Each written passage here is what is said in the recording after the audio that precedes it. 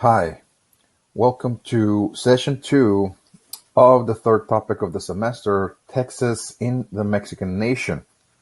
So in this session, we're going to proceed with understanding the background of the independence movement from Spain, something we've been looking at in session 1. So just to recap rather briefly so we can connect again with what we have covered in session 1 to what we're going to actually cover now in this session, is that the background of the independence movement, the independence revolution, are rooted in several factors that really go back to the formation of colonial society itself, because without understanding the formation of colonial society as a whole, it will be very difficult to understand the groups that are going to be affected by certain policies that Spain implemented, and how those groups being aggravated are going to come together, form a series of alliances, if you will, in order to create this alliance for independence, that is to say. And so this is something that we have been looking at, again, the formation of colonial society, in terms of dividing people into different castes. We're looking at the formation of the caste system, the different racial categories, if you will, that the Spaniards implemented in the colonies, again, particularly in places like New Spain, but elsewhere as well. And of course, they did that in order to have a better organization of the society, and to be able to administer more efficiently, and to bring the colony as closer to the mother country, in terms of trying to govern it, again, more efficiently, more properly. So again, they created several castes, as they were called, like the Peninsulares. We're looking, again, this is a very important group. Spaniards born in Spain from noble lineage are going to be, again, the top administrators in the church and the state, large landholders around Mexico City. And again, this group is going to play a key role, again, in pretty much governing the colony directly for the King of Spain. Then we got the Criollos. The Criollos, this caste that we talked about, is going to be very important, key players in bringing about independence, the leaders of independence, but also the builders of Mexico. Again, eventually the Criollos are going to be the people who are going to win independence, and also be the leaders, the founders of the Mexican nation. Again, those were actually Spaniards born in America, in this case in New Spain, who played a secondary role in the society. They were not the top administrators. They were not the governors or highest members of the councils or the church, but rather they were the cattle ranchers, the hacienda owners, the hacendados, for example. They were merchants, local officials, and they were pretty much in charge of the domestic economy of the colonies. So this is a very important group because, as we'll see, as the economy of New Spain is going to grow, this group is going to become very prominent, of course, and from that prominence, they will be able to organize themselves for independence. So again, we see also the other caste, the Indios, as they were called. Again, the indigenous peoples, indigenous populations were all labeled, again, as Indios, to actually, to play the role of paying tribute to the large landowners, to the hacendados, to the church, to the state, and the like, again, in terms of labor, particularly labor tribute. So this is yet another category. And of course, we got African slaves as well.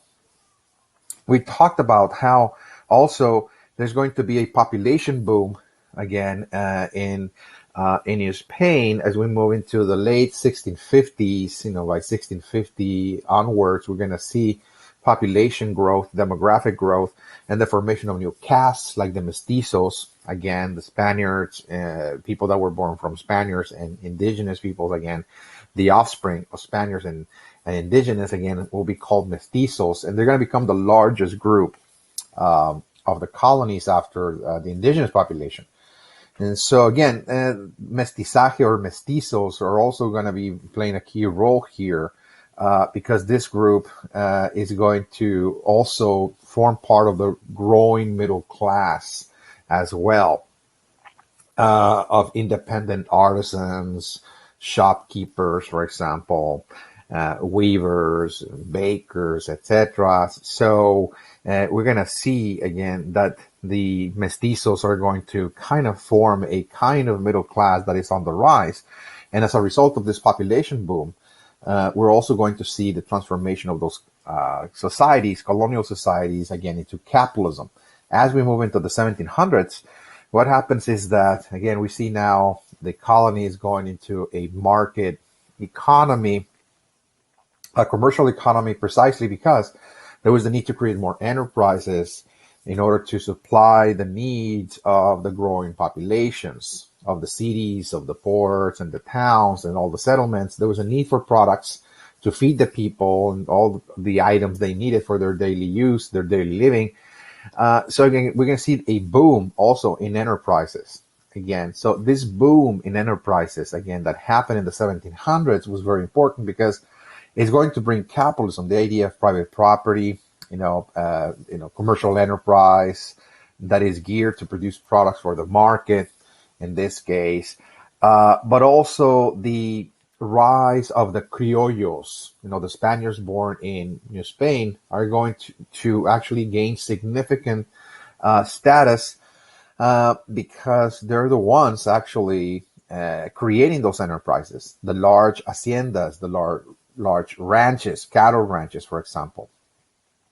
They're in charge of trade and commerce. So they're going to be growing not only in numbers, but also economically as well. And so this is going to change, of course, the setting of New Spain, in that the criollos are going to now think for themselves as to be perhaps the most important group that sustains the colonies economically. So at some point, they're going to feel that they did not need Spain, in other words.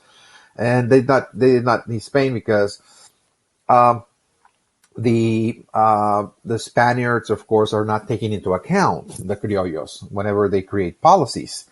So because the criollos do not participate in the political process, they don't vote, they don't write laws, they're not taken into account whenever there's a certain policy that needs to be passed. Again, so they're going to go into their own way. So this is exactly, again, the place where we're actually going to now move in our outline and actually continue our discussion here. All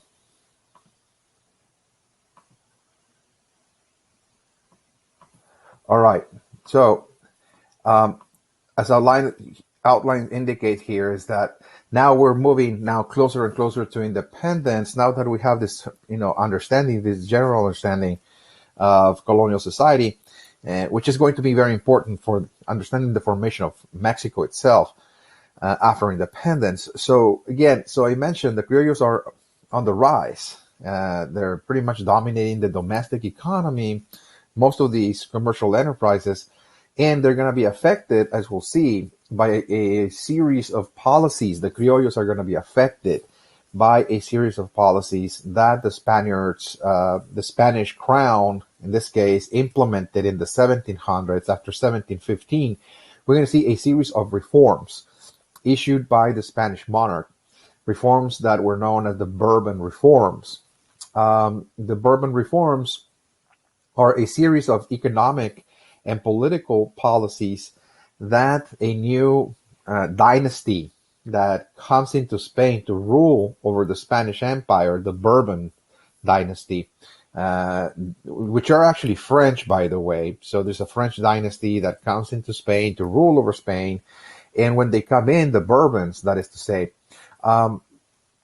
King Philip V was the first Bourbon king of Spain. What he wants to do is actually modernize the Spanish Empire.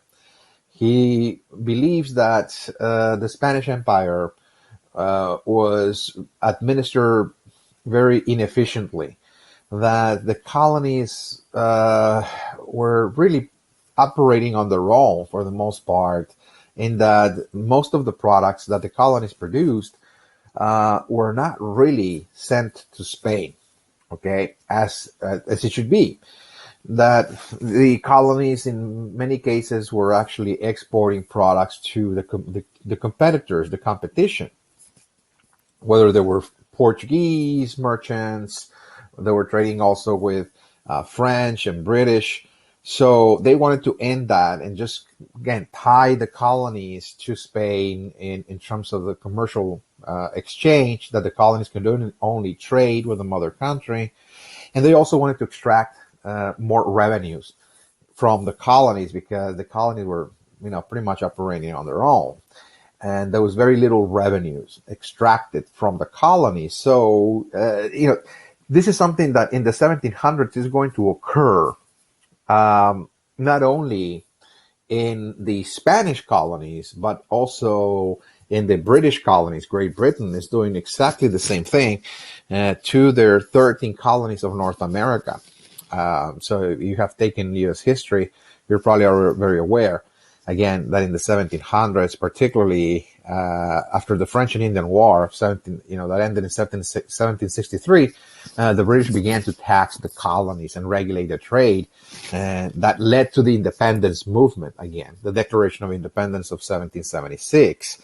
So the Spanish are not alone again in this motion to try to tax their own colonies, extract revenues, regulate trade. So this is something common. This is happening again also in other European systems like the British. So there's an effort to modernize the system of administration, make it more efficient, extract resources, extract revenues from the colonies. So this is happening as well here in Spain. Spain, the Spanish monarchs, the Bourbons, are implementing the new political and economic policies precisely to reform the system and make it more efficient, so it can be better administered and it can be more productive. Okay, so we're going to see, of course, some of the political reforms is that they introduced for the first time in the colonies a standing army. Okay, so very important.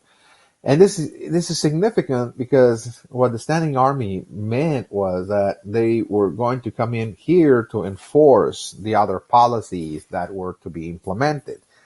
So this is just guaranteeing that there will be, that those policies will be followed. In other words, whether there were taxes to be paid or etc. Again, the standing army is going to make sure that, again, there's enforcement of policies.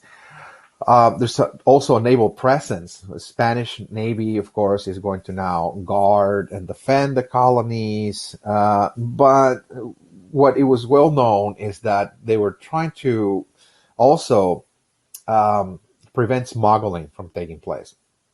What the Spanish Navy is going to do is make sure that the colonies were not trading with the competition, that is to say, with non-Spanish merchants, that is to say. So, again, for trade regulation. Okay, so this is, again, one of the main important points here of the political reforms, is that it's also, again, increasing presence of the Spanish Navy, that they're trying to prevent, of course, smuggling.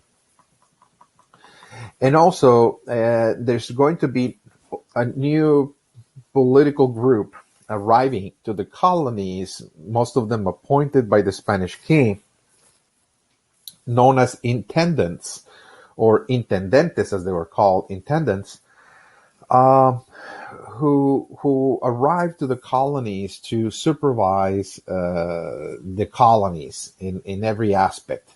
So they're political officials, again, that arrive in order to make sure that the policies are followed, that people pay taxes. They're going to supervise the ports and so on. So they were a kind of custom officials and tax collectors, a kind of, again, custom officials that will be in the ports and making sure that the ports were regulated and people were paying import, export duties, etc. And they were also going into the mainland, of course, into the colonies, into the towns and cities, in order to make sure that people were paying the taxes that are introduced as well. So intendentes, like supervisors, again, it's very similar to that. So what this implied is that there's now more peninsulares arriving, in order to make sure that the producers, the criollos in this case, will be paying their dues to the crown, to the Spanish crown. So there's going to be growing resentment, as we'll see, between the criollos and the colonies, and now the new peninsulares that are arriving. They're not going to be welcomed with open arms because, again, they're going to be affecting the personal interest of the criollo class. So, again, the economic reforms of the Bourbons were also introduced in order to establish, of course, a more capitalist system in the colonies, geared towards the production of goods for the market. Again, a market economy. In other words, what we need is foster the creation of more haciendas. The hacienda is the place where people actually produce everything that the colonies need, and also products that could be exported as well. So we need to create more haciendas. Okay, and the expansion of the hacienda system is going to be implemented until the economic reforms, in which we're going to grow more sugar, we're going to grow cotton, livestock, and other products. Again, this is what we need to do. A commercial economy, a market economy, needs more enterprises, and the hacienda is that kind of enterprise that we need to actually increase. So we're going to see the expansion of the haciendas, of course. The largest ones are going to be in Mexico City, around central Mexico, and they're going to be dominated particularly by peninsulares. But there's also going to be other haciendas that are going to be mid-size, not that big, but they're all going to be owned by the criollos. So there's, again, a hacienda boom, if you will, during this time as part of the economic reforms. And the groups that were most affected by the rise or the expansion of the haciendas were indigenous populations, because in many cases, new haciendas were built from the privatization of Indian village lands. Okay, so the indigenous groups in many cases owned their own village lands. They control them. And what the Bourbon reforms actually introduce is that, well, we're moving to the market now. And if we see some land that is very productive, very valuable, to create haciendas, to grow more food, etc., or breed cattle, well, we have to actually privatize, turn it into private property. That is to say, seize those Indian village lands and put it on the market, and so people can actually buy it and create an enterprise. So again, this is going to be, again, a motion to privatize Indian village lands, and this is going to be a group that will be largely affected by the Bourbon reforms. The indigenous population, they're called Indios in the New Spain, and this is going to lead the indigenous populations, of course, towards resistance. Okay, this is going to move this group towards, an attitude of rebellion, and they're going to play a key role in independence. In fact, the indigenous populations are going to be the bulk of the rebel army of the revolution. And the reason for that is because the economic reforms affected them directly in terms of, the seizing of lands and privatization schemes, again, of their lands, to turn those lands to hacendados, that is to say. Okay, so again, this is very important to pay attention to as we move to independence itself. Of course, there's going to be a sales tax, a tax system, or commercial transactions are going to be taxed. Everything that is being sold is being taxed, has to be paid a tax. And also taxes for export. So every time New Spain, the colonies are exporting, even products that are sent to Spain, those exports are taxed as well. Okay. So this is a very rare situation in which the colonies were supposed to produce for the mother country and send all the products there, of course. But even this trade, this export activity that is, again, sending the products directly to the mother country is being taxed as it's coming out, of course. So that's part of the economic reforms, sales tax, there's privatization of Indian lands, the creation of more haciendas, and taxing exports and regulating trade. Of course, the burden of taxes fell very heavy on the criollos. The indigenous populations were affected because of the lands that they were losing, but the taxes fell very, very much on the shoulders of the Criollo class or the Criollo caste. The Criollos will have to pay most of those taxes because they're actually the producers in the colonies. Again, they have the haciendas, cattle ranches, etc., all those enterprises. And so every time they sell a product, every time they sell cattle, they have to pay a tax. That is to say, so they're facing most of that burden of taxation. Something similar that happened in North America, in the British colonies of North America, with the British taxation, of course. It fell heavily on the colonial merchants, plantation owners, the producers, and they were to pay most of the taxes, again, of the British laws of trade. So in Texas itself, the taxes fell heavily on cattle ranchers. And what we see in Texas is that cattle ranchers were really an activity. The cattle ranchers of Texas were really, again, an enterprise, an industry that criollos and mestizos were actually, conducting. Okay. So the largest ranches of Texas were owned by criollos, Spaniards born in Texas. That is to say, they had the largest cattle ranches. But there were also small cattle ranches as well. Perhaps not that prominent, but there were still small size, family owned cattle ranches owned by mestizos as well. So mestizos are, again, people that are have Spanish indigenous ancestry, that is to say.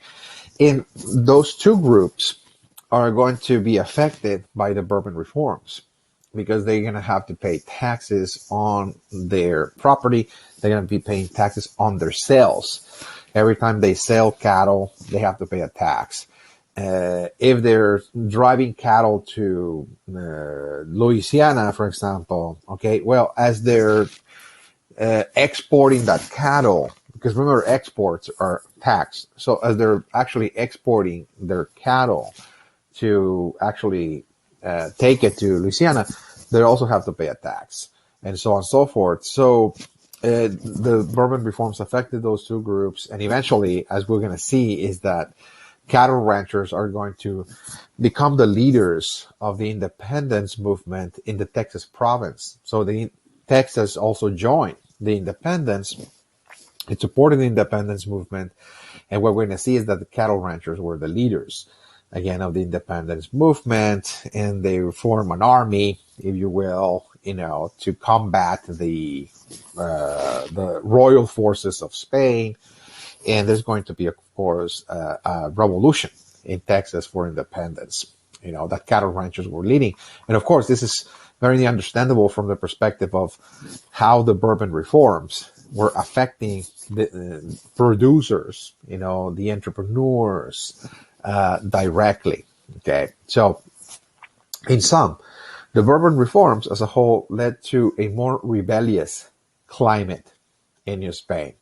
Okay, so the intention was to make the colonies more productive and to extract more revenue and to bring the colonies as close as possible to the mother country.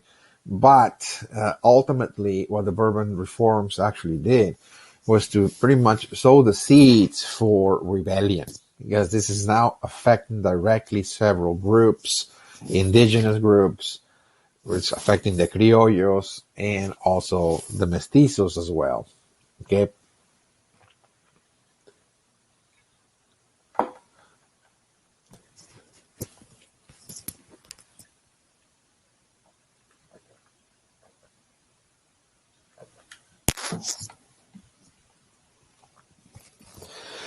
All right, so let's talk about now the resistance against Spanish rule.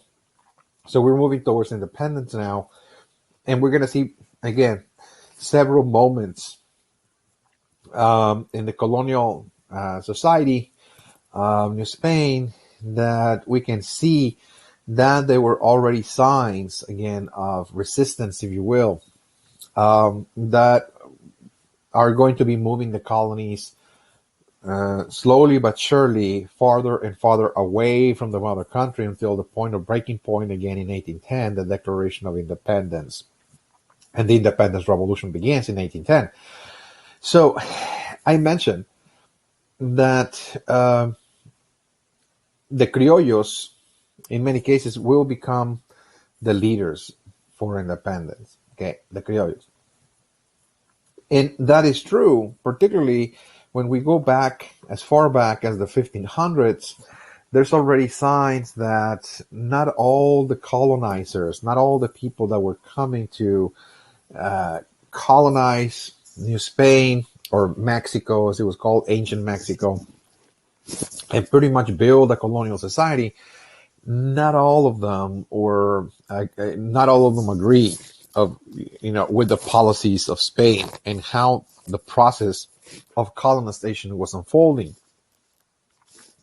So we see that when members of the clergy of the Catholic Church, that is to say, some members, not all of them, but there's going to be a minority. Again, there will be certain individuals within the church itself that actually raised questions and criticisms against the Spanish colonizing project. They criticized Spain and the colonizers for how they were actually colonizing Mexico, that is to say.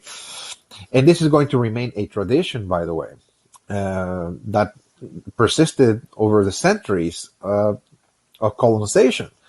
Again, so this is not just going to be a moment in which members of the clergy are going to criticize Spain and the colonizers, but rather this is going to remain a tradition that members of the church, certain members, are going to be the ones that were very critical of Spanish policies, particularly in how they were treating the indigenous population.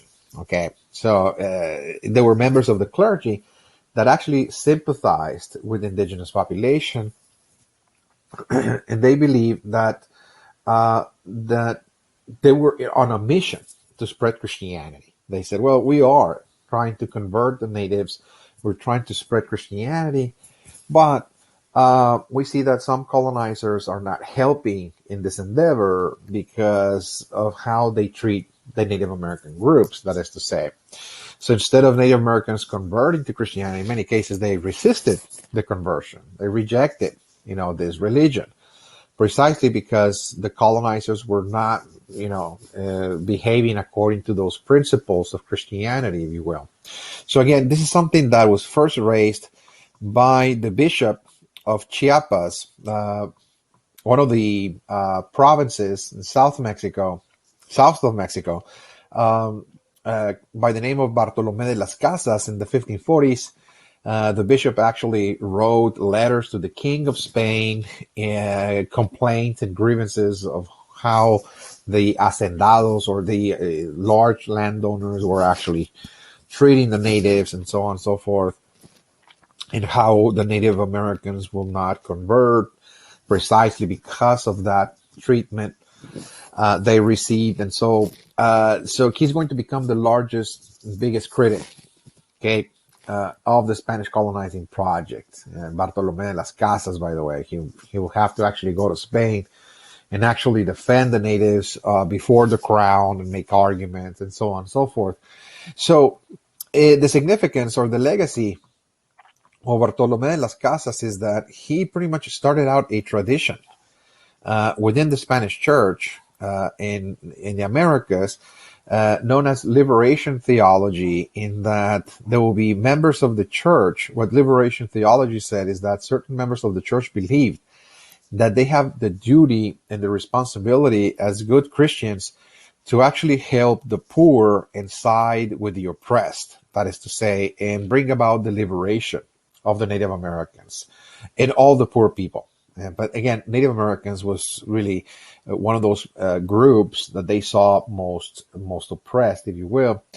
So liberation theology is the religion of liberation, that this is the mission of Christianity. It's not just to convert people, but also side with them, help them, become liberated from this colonial situation that they found themselves in, paying tribute, again, paying just labor, paying tribute in the form of labor to the church, to the state, to the economic institutions. So there's going to be a small group of priests, a small group of clergymen that are going to follow this legacy of Las Casas. Bartolomé Las Casas is called liberation theology, in which members of the church are going to actually side with the Native American population and criticize, of course, the mother country and the process. So the significance of this is that this tradition led to independence, because in 1810, there was a priest, actually, a Spanish criollo. So it was actually a criollo, Miguel Hidalgo, who was a priest who was going to become the leader of independence. Okay. And in fact, the person that actually followed the independence revolution after Hidalgo in 1813 was another priest, Morelos. Okay. Maria Morelos. So those were priests. Okay. And they are the leaders of independence. So again, this is a very unique situation, again, that in order to understand the independence of Mexico, we have to understand the legacy of Bartolomé Las Casas and how within the church there's going to be an ongoing tradition, again, in which priests saw Christianity as a religion of liberation theology, again, that as good Christians they were to liberate the indigenous peoples, that is to say. So this is extremely important. Okay. So the indigenous populations, of course, are taking, of course, measures. They're taking action on their own and resisting Spanish rule. And not only Spanish rule, but also the Bourbon reforms of the 1700s. Of course, in Texas, we see that the Comanches pretty much remain in permanent state of revolt and rebellion against Spanish rule throughout the entire colonial period. So this is a group that was never truly pacified, because they were constantly in conflict with the colonizers in Texas, in the Texas province, that is to say. So there were also other groups that were also in constant conflict with the Spaniards in Texas to the north. The Comanches are actually, of course, in the north of Texas, but also there are certain groups that are in the nearby vicinities, like the Wichita and Caddos, of course. They're also as well remaining in perpetual resistance against Spanish rule as well. So what we see is that the Spaniards were not fully able to pacify all the indigenous groups, in the colonial period. They were able to subdue the Aztecs of central Mexico, that's true, the Mayas of Yucatan as well. But in certain areas, the indigenous peoples were simply in constant rebellion, of course. In New Mexico in 1680, we have the Pueblo Revolt. The Pueblo Indians, as they were called, revolted against the Spanish and pretty much stopped the process of colonization of New Mexico for a few years. In other words, the Spanish towns that were actually built in New Mexico were pretty much destroyed. Okay, as indigenous populations rose up against the Spaniards of New Mexico, it's a famous Pueblo Revolt of 1680. Okay, so that's another instance again of ongoing resistance, if you will. In the 1760s, in Yucatan and Chiapas, we're going to see outbursts of resistance uprisings, of course, as a result precisely of the Bourbon reforms. The privatization of Indian village lands, of course, we're going to see that local leaders in Yucatan and Chiapas are going to assemble a small force, a small army of indigenous peoples in order to rise up against the Spaniards and seize a couple of towns in the process and trying to restore the lost lands that they had lost. In the creation of haciendas. Okay, so there's this rise of new haciendas created from Indian lands. Again, so the local leaders are going to rise up, and so they again 1760s, again uprisings, of course, in the southeast part of Mexico, and also again, it is also reported that in the 1700s, throughout that century, there's ongoing reports all over the country. Okay, from the northern frontier, from places like New Mexico, for instance, and all the way to central Mexico and southeast Mexico. Some even say that also in parts of Guatemala and Central America. There are reports that indigenous peoples are experiencing apparitions, the apparitions of the Virgen de Guadalupe. Okay, the Virgin of Guadalupe. Okay, so there's ongoing reports that indigenous populations say or state or claim that they have witnessed or they have talked to the Virgin of Guadalupe as the Virgin of Guadalupe appeared to them in the middle of a road or during rituals, etc., in which the Virgin of Guadalupe was announcing to the indigenous population a moment of independence and liberation. That there will be a moment that will come, the dawn of a new era, in which the indigenous populations will be free, will be set free, and their lands will be restored. Okay, so this actually was something that was occurring, of course, very locally in different points of New Spain, but this is going to become very significant because now the indigenous peoples are anticipating that moment. They're waiting for the restoration of their lands. They're waiting for the liberation of the natives from tribute. So the significance of this is that when the independence of Mexico begins, the indigenous peoples are going to play the key role in forming the rebel army, of course. But the banner, the symbol that the criollos, the leaders that are mobilizing the Indian masses are going to use to move the Indian masses is the Virgin of Guadalupe. The Virgin of Guadalupe was the flag of the rebel army. Okay. And again, the indigenous people saw in the Virgin, of course, the symbol of the goddess, if you will, that had promised freedom and had promised also the restoration of their lands. So this is very important because there's, again, a religious factor, a religious issue here that is mobilizing people towards a goal, which is, independence from Spain, which is very meaningful to the indigenous masses, again, that are fighting in this case. So once again, the criollos will become the leaders of independence. The criollo class are the ones being affected by the Bourbon reforms, and they're going to, because of the lack of participation in the political process, in other words, they're not taking into account, they don't take a vote whenever a new tax has to be issued. They're not engaged in writing laws, etc. So they're going to actually create an insurgency. An insurgency is a movement towards independence. That is to say, is a revolutionary movement that is going to harness resources, harness the wills of other criollos bring the criollos together to revolt against Spain, of course, against Spanish rule. That's what an insurgency is. It's pretty much a revolutionary force that seeks to actually, again, declare independence, move the colony away from Spain, that is to say, break away from Spain. So again, they resent the Bourbon reforms, taxation without representation, and also the lack of political participation. The criollos cannot participate in the political process I just mentioned. They just can't. So they resent that. That because they're the most important group in the colonies, they're the producers.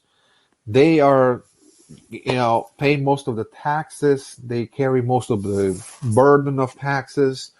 And in many cases, they lose property whenever they can't pay taxes. That happened, of course, in Texas.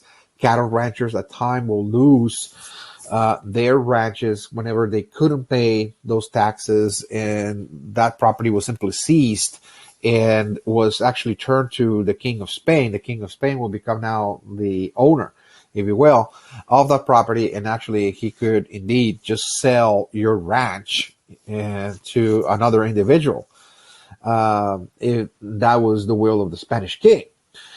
So there was no respect for private property. The private property could just be seized at will, if you will, under the Bourbon reforms, if people were not paying taxes, that is to say.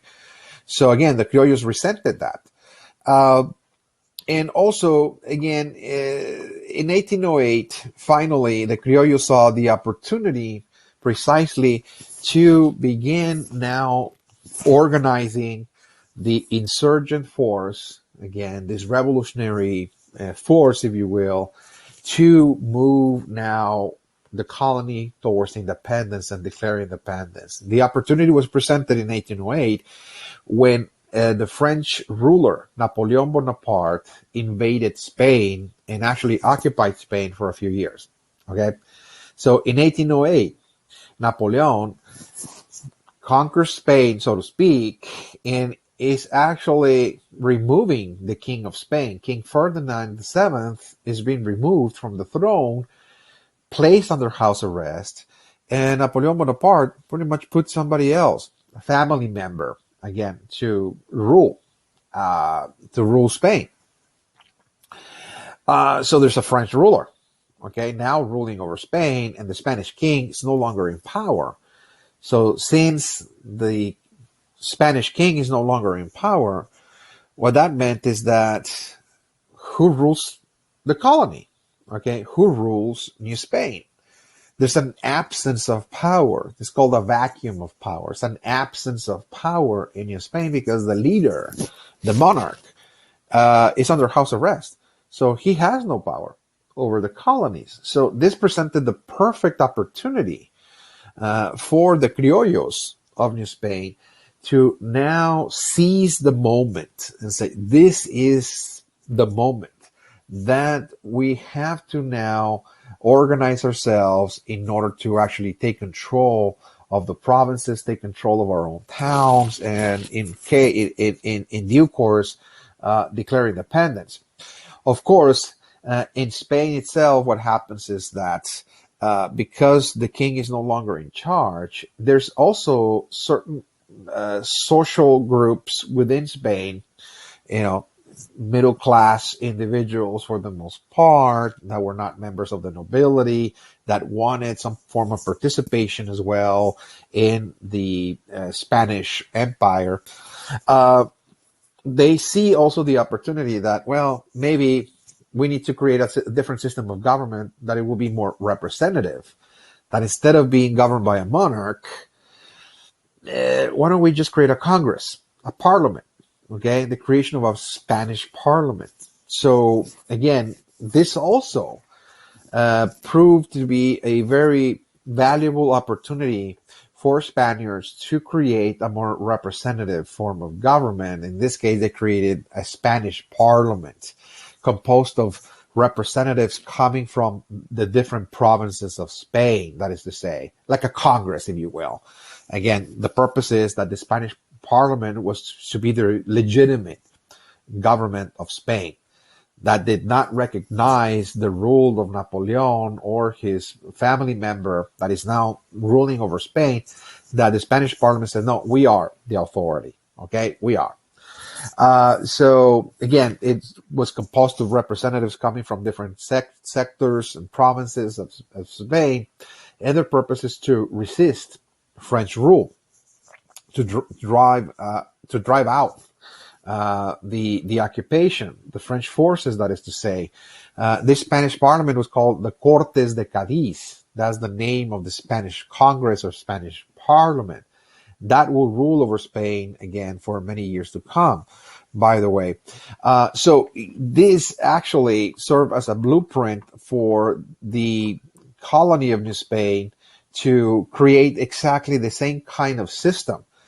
That, well, there's a parliament being created in Spain. We can actually do that ourselves as well here in New Spain. So what we see is now there's going to be the creation of, it's called juntas or committees. Another term, it will be like a city council, okay, or councils, just in general, juntas, committees, or city council or councils, if you will, in which every town is going to have a city council. Every province is going to have its own council that is going to write laws and govern pretty much the province or the town or the city that they were located, that they were in. So the members of that locality are going to meet and create a kind of legitimate government and say, well, we are the legitimate government, okay? We govern this town. We're members of the town. There's merchants, there's, administrators, there's members of the church. We meet, and this is the legitimate government of our locality or the province, etc. Okay? So this is, again, happening all over New Spain, from Texas all the way to, Guatemala, all across Mexico, by the way.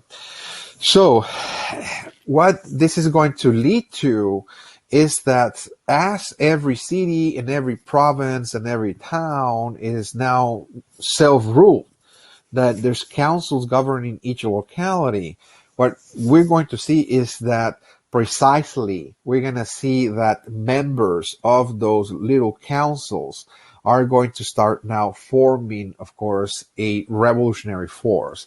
That is to say, the colonial insurgents, that is to say, the criollos, are now coming together. There are city council officials from different towns that are going to actually organize a revolutionary force and say, well, maybe what we need to do is join forces, okay? City councils from different towns, from different cities, we have to now come together and actually move the colony towards independence, okay? Not just to remain isolated from one another and governing our own towns independently, but also connect, network with each other, and of course create a force in order to declare independence from Spain, of course. So there's city council officials from many towns that are coming together, soldiers as well. There's, of course, priests, members of the church. Remember this liberation theology, the religion of liberation? Well, those members, those priests, precisely, they're going to join the insurgents. Most of them are criollos, by the way. All of the city council officials, the soldiers, the priests, all of them are criollos who resent the peninsulares. They resent the fact that they don't have a say in the society, in the political process, that is to say. They play a secondary role. So they see that this is the opportunity to drive out the peninsulares and detach from Spain so the criollos can remain, of course, in charge. That's the idea in very general terms.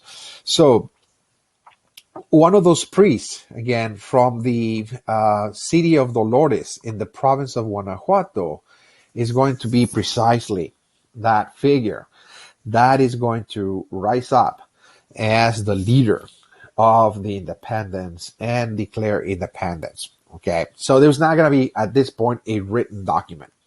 Okay, so he's not really drafting a document and sending the document to Spain in a very formal way, but rather what he does is that on September 16th of the year 1810, he's going to summon the indigenous population to attend the local church. Okay. And by doing so, once all the people are assembled there on that night, he's going to actually announce the beginning of the independence revolution. That is to say, so he's actually calling upon the indigenous peoples to say, this is the moment, this is the time that we have to now declare independence and drive out the peninsulares or peninsulares, as you know. So fight the Spaniards, in other words, let's gain independence and let's be free, of course. Again, it's called so-called cry of Dolores, or grito of Dolores, the cry for independence, that is to say. The cry for independence in the town of Dolores. That's what it means. So in the town of Dolores, there was the cry for independence, and the indigenous masses are the ones attending that call. And of course, Father Miguel Hidalgo y Costilla, that was his full name, is going to now lead the indigenous peoples again in this process of independence that begins in Dolores and is going to really spread out into other areas of Mexico. Okay, so you can see here, again, this is a painting of Miguel Hidalgo calling upon the indigenous peoples who feel very much marginalized from, again, all the economic reforms, again, that we talked about, the privatization of Indian village lands, for example, the tribute that they have to pay. And in many cases, as the indigenous peoples were driven out of their lands to create haciendas, in many cases, the hacendados were pushing the indigenous peoples into the haciendas to work in the haciendas, as a form of tribute labor. That is to say, so of course, the indigenous populations are making an alliance now with the criollos. They're coming together, the criollos here, of course, the insurgents, making an alliance with indigenous populations to come both together in order to declare independence from Spain. So there is this alliance, if you will. It's not gonna last very long, because in the initial stages of independence, there will be great, of course, suffering. Of course, this is something I'm going to talk about in just a minute. But again, you can see in this painting that there's the criollos. Miguel Hidalgo, of course, he's surrounded by other criollos, with him, soldiers, etc., city administrators, and the like. But the people behind him, the masses, again, are actually indigenous. And the banner, the symbol, the flag that he carries in this independence movement is the Virgin of Guadalupe. Okay, so the Virgin of Guadalupe was the banner of Miguel Hidalgo as he is now leading the indigenous masses towards independence, of course. And there's a connection here that the indigenous people see in the Virgin, of course, the goddess that had promised freedom and the restoration of Indian lands as well. Okay, so at any rate, I mentioned a moment ago that this alliance is not going to last very long, okay? Precisely because when Father Hidalgo was rallying the indigenous masses against the peninsulares, in many cases, what happens is that because the indigenous peoples were enraged, okay, because of the loss of lands and the tribute, etc. At some point, they were not going to distinguish peninsulares from criollos, because peninsulares and criollos are both Spaniards. The only difference is that peninsulares were born in Spain. And so what happens is that in the initial months of this war, the Revolutionary War, there were massacres of people, okay, and that were not just exclusively peninsulares that were actually massacred by the indigenous people. For example, in Guanajuato, in the province of Guanajuato, what we see is that the indigenous people were going into a certain town, a certain city, and they were sacking the city and pretty much killing everybody that looked Spaniard. Okay, in many cases, there were many criollos that were also killed. So So again, it was very difficult to control at this point.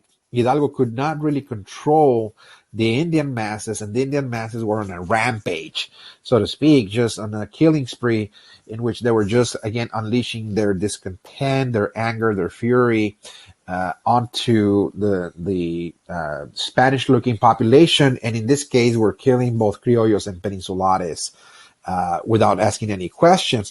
So again, this is going to break the alliance, if you will, that the criollos had placed on the trust, if you will, that the criollos had placed on Hidalgo to lead the Indian masses for revolution, because now they're saying, well, this is turning into an Indian war. That is to say, this is no longer an independence revolution, but rather the indigenous peoples they think that this is an Indian war against pretty much the colonizers, against the Spaniards, but they're pretty much killing everybody that comes from Spain or has Spanish background, that is to say.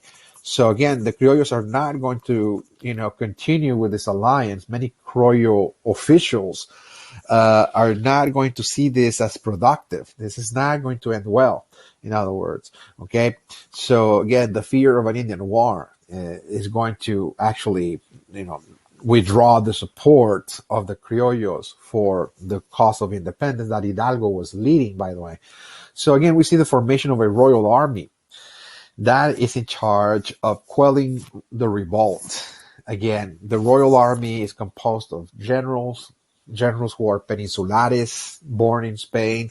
They form a force, and their aim is to go into different parts of Mexico wherever there is resistance, wherever there's insurgency. They're going to go there and try to quell the rebellions, the insurgency everywhere, of course. In central Mexico, they were fighting a large force of 30,000 rebels, most of whom were actually indigenous. Hidalgo's force was composed of 30,000 indigenous peoples in central Mexico, but there were also, again, resistance taking place in many parts of Mexico, including Texas, as we'll see in just a few minutes here. So again, at some point, Hidalgo could have just won independence, very quickly by taking the city of Mexico. There was a march towards Mexico City. He's standing outside of the capital of Mexico City, and he was about to take it.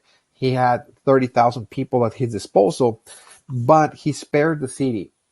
Okay, and for some historians, this was a tactical error, not ending the war quickly, taking the capital, and pretty much ending the process of independence as quickly as possible, because Hidalgo feared that he would just give the green light, so to speak, to the rebel army to move into Mexico City, the largest city of all New Spain, the most populated city, that most of the residents will be pretty much massacred. Okay, and there were a lot of people, innocent people, that will die, not just peninsulares, and that there will be a great destruction, of course, of the artistic and scientific works that were actually stored in that city. That, again, there will be just great destruction, mayhem and destruction in the city. So he wanted to avoid that. And that was a tactical mistake, because by not taking the capital, the royal forces in Mexico City are going to reorganize a large force.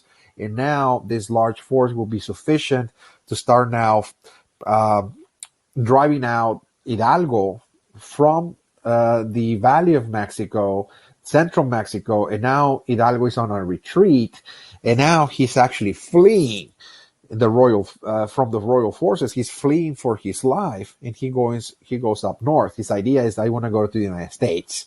So I want to go, through Coahuila, go into Texas, and from Texas to Louisiana, I pretty much escape, the royal forces, the royal army, because he knows what awaits him if he's actually captured, by the way.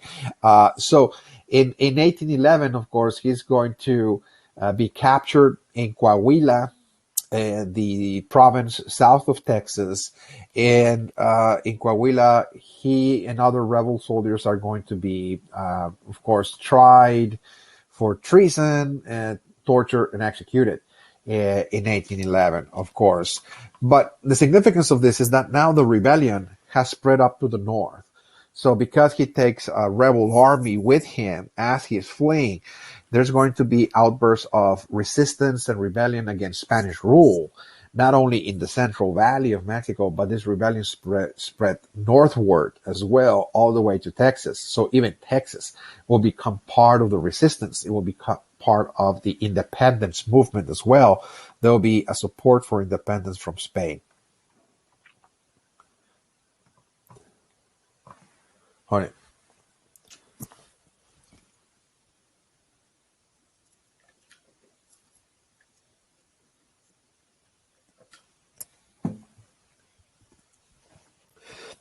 All right, so let's talk about Texas here. Support for independence. So there's going to be an insurgency as well in Texas. I mentioned that cattle ranchers were the ones affected by the Bourbon reforms. The sales tax, the commercial transactions were taxed, and the driving of cattle out of the country, the export was also taxed. In many cases, cattle ranchers will, also lose their property and when they fail to pay property taxes or sales taxes, etc. So private property was not really honored in this province, as it was not honored everywhere else in the Spanish colonies, of course. And of course, this affected the criollos, particularly the largest ranchers, but also the mestizos.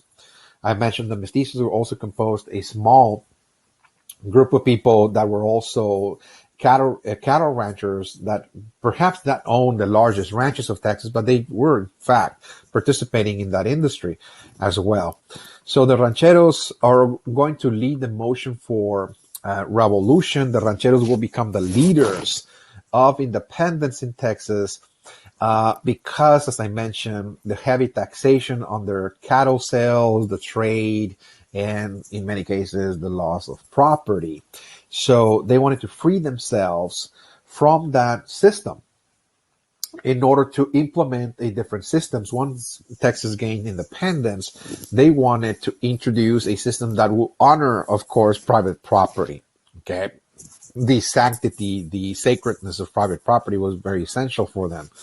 So they wanted, again, independence precisely because they were the most affected, economically speaking, by the Spanish policy. The King of Spain actually seized several private ranches again during the Bourbon reforms. So this created anger and discontent among the rancher class, which of course saw the seeds for a revolution. Once the revolution begins in central Mexico with Hidalgo, what we see is also that in Texas, there's going to be rancheros that are going to be mobilizing people for independence. For example, Juan Bautista de las Casas, of course, is now taking the lead. Following the example of Hidalgo, he's also declaring independence. He takes the presidio, the garrison of Bexar or Bejar, as it was called.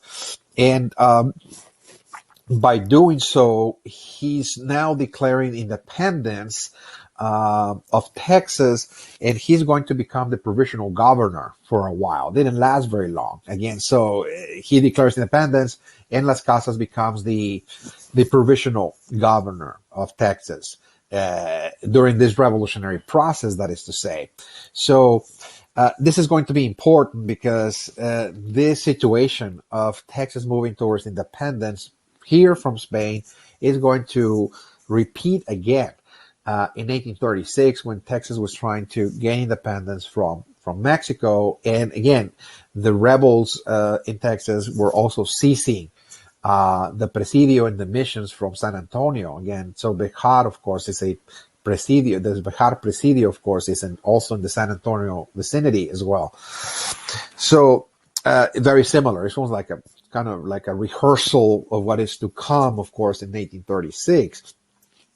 Now, the royalist forces come in and quell the rebellion, and Las Casas is apprehended, he's tried, and he's executed. Actually, in Saltillo, Coahuila, where Father Hidalgo was also tried and executed as well, of course, in 1811. Okay, so they suffer the same fate, by the way. But after the execution of Las Casas, there will be another rebel army in Texas, the Republican Army of the North, as it was called, headed by Bernardino Gutierrez de Lara.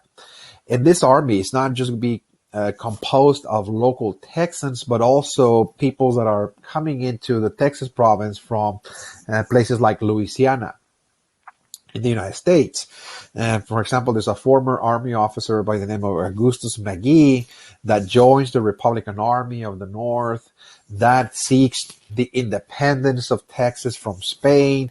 Again, this is headed by Bernardino, of course, de Lara, but there's, again, people that are coming, from the United States. 700 American volunteers also joined this Republican Army, and they capture a couple of towns, the town of San Antonio, and also Nacogdoches. They take those towns and declare independence as well. So, of course, there's going to be royal forces. There's Spanish royal forces arrive, and there's going to be a battle to regain San Antonio and Nacogdoches. And the general of the royal forces, Jose Joaquin Arredondo, crushes the rebellion in Texas, and he's now on a mission to purge San Antonio and Nacogdoches from those rebels, trying to eliminate the rebel army. And there's, great loss of life. There's actually massacres there, so massive executions, etc., of the rebel leaders. And of course, this is something that, once again, is going to repeat in 1836, when the dictator of Mexico, Santa Anna, is going to come to Texas and conduct also a series of massacres, like in San Antonio as well. So once again, so there is a sort of rehearsal taking place here that we're going to see in the Texas Revolution, Texas Revolution from Mexico. But now we're talking, of course, the Revolution from Spain. So what happens is that since the cattle ranchers were pretty much involved in the insurgency, the royal forces in Texas are going to now destroy many of the cattle ranches. Again, cattle ranches will be sacked and looted by the royal forces. They will be occupied and seized, and there's going to be a great destruction, of course, of those enterprises. That, again, they're really going against this group. The producers, the criollos, precisely, again, that owned those ranches and had participated in the insurgency.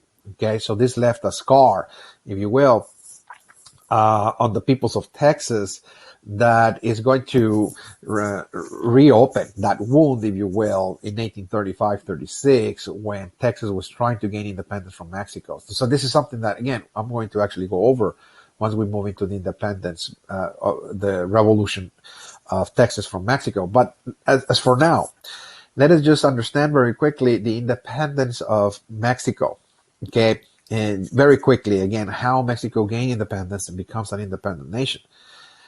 So in 1812, the Spanish Parliament, the Cortes de Cádiz, introduced a new constitution for Spain that was very liberal.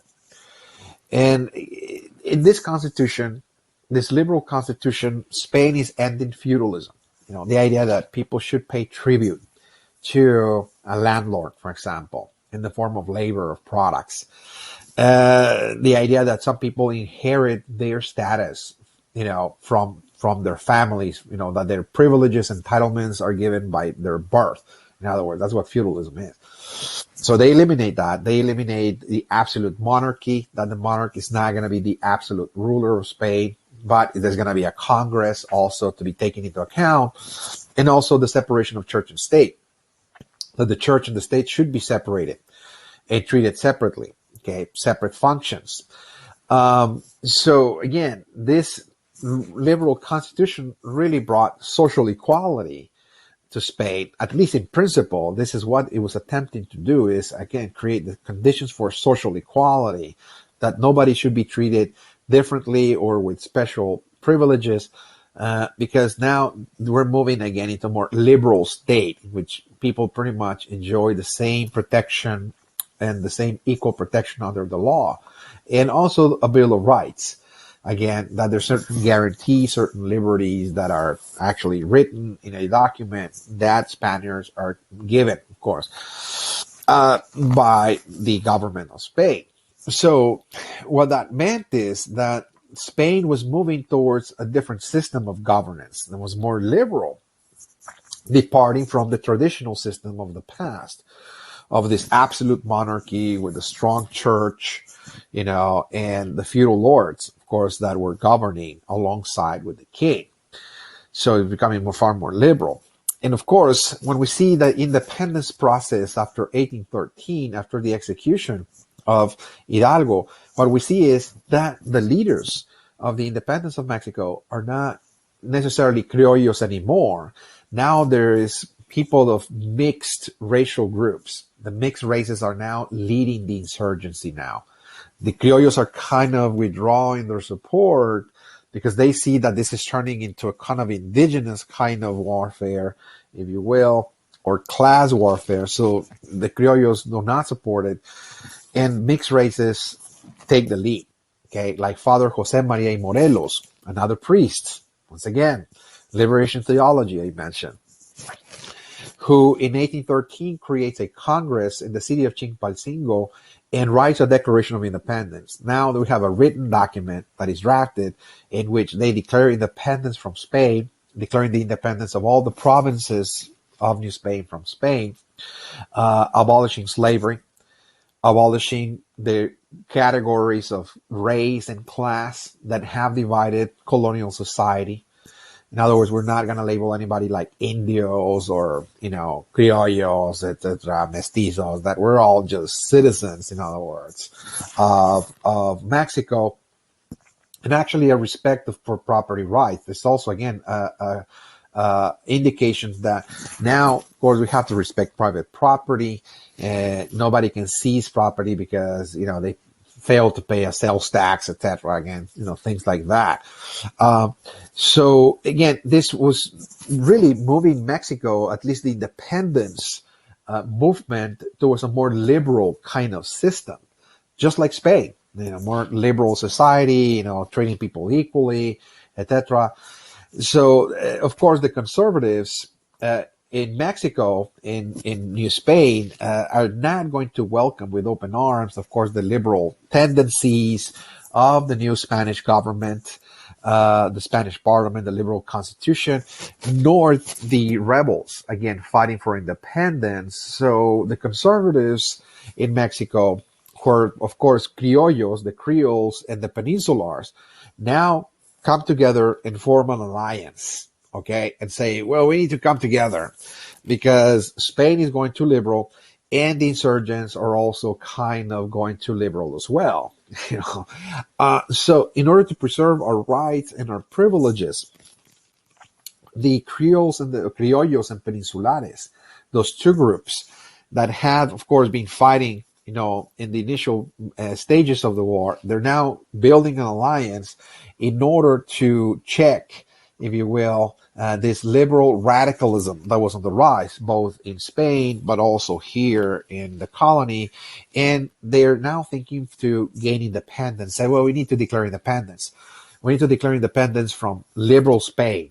In other words, in order to preserve, of course, the rights, the rights and the privileges that the Criollos and Peninsulares, of course, have enjoyed. So in order to preserve that, we need to free ourselves from Spain, that is going to liberal, of course. So in 1821, the Royal General Agustin de Iturbide, in 1821, of course, leads the motion for the independence of Mexico. And now the royal forces turn around and say, we're not going to fight for Spain anymore. We're not going to fight the insurgents, and we hereby declare independence, of course. So what that meant is that now the conservatives have won independence for Mexico, okay, by refusing to fight for liberal Spain.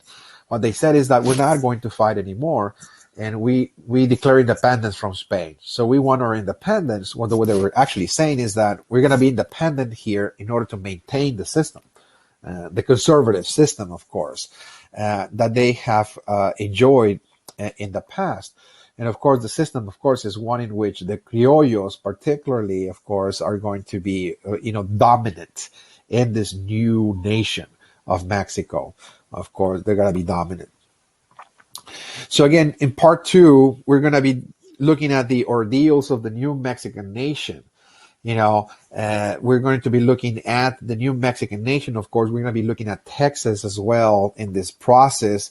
And some of the things that we're going to actually look at here is the trials, the ordeals, the challenges that the new nation of Mexico was facing because it couldn't be formed all of a sudden, because there will be divisions, of course, ideological divisions that is going to divide people into different groups that were competing to actually form a state, to form a nation in Mexico.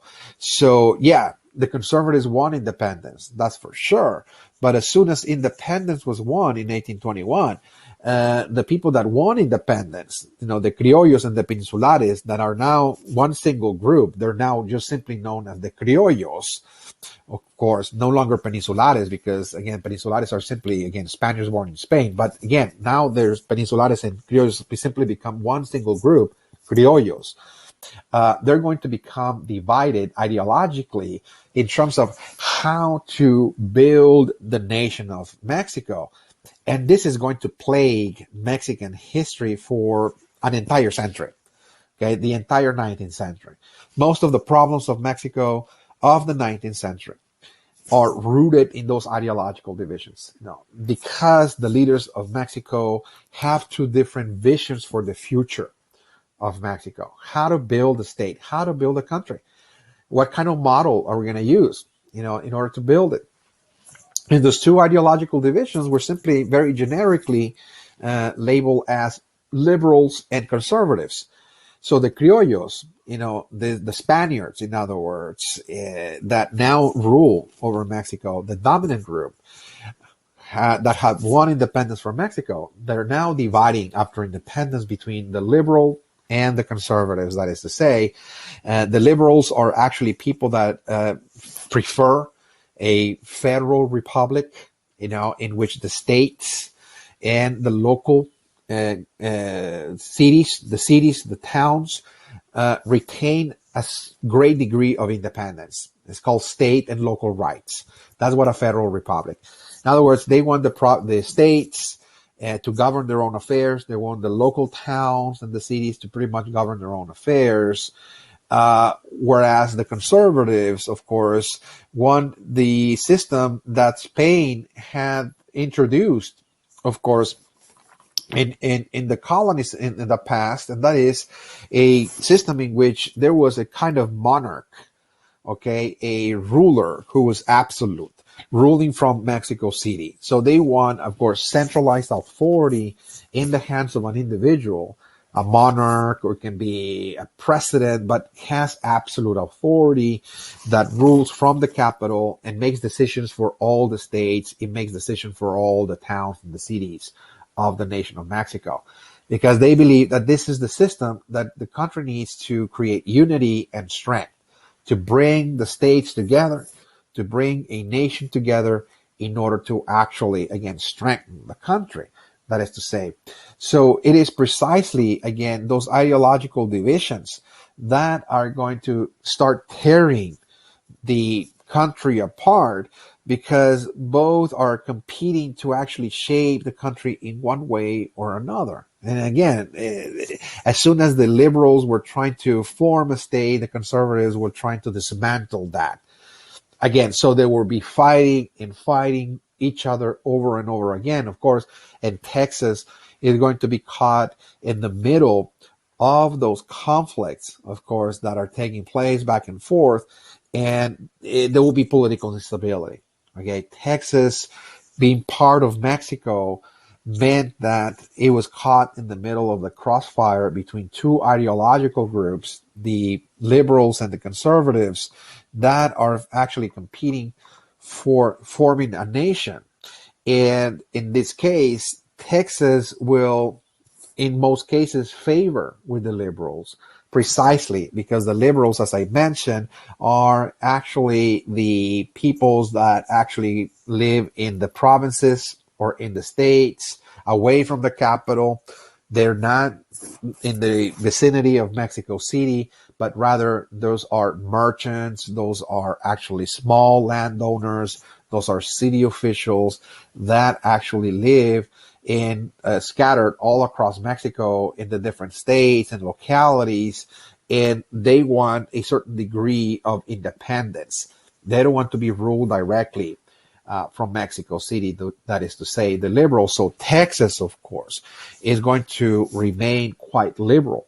Okay, throughout this process, when Texas was part of Mexico from 1821 to 1836, the fact is that there will be a strong liberal tradition in Texas, in the struggles I just mentioned, in which the conservatives and the liberals are going to be, of course, fighting for the future of Mexico. Texas will always be on the side of the liberals. And when finally, as we'll see, of course, in session 3, when the conservatives took complete control of Mexico in 1835, we're going to see, of course, the coming about of the Texas Revolution, of course. By the 1835, 1836, liberal Texas, is now trying to break away from Mexico because the conservatives have seized control of the state and introduced a new constitution, a very conservative one that reduced Texas to a department, no longer with any authority, again, over their own affairs, etc.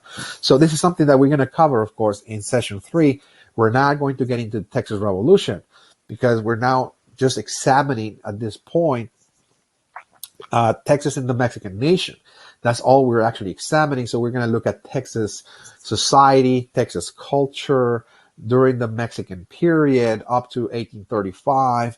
And again, after that, of course, we're going to actually stop. But in the following topic that comes after this, which is the Texas Revolution, we're going to actually analyze in very great detail the coming and process of the Texas Revolution in a whole separate topic. But as for now, this is the end of session 2.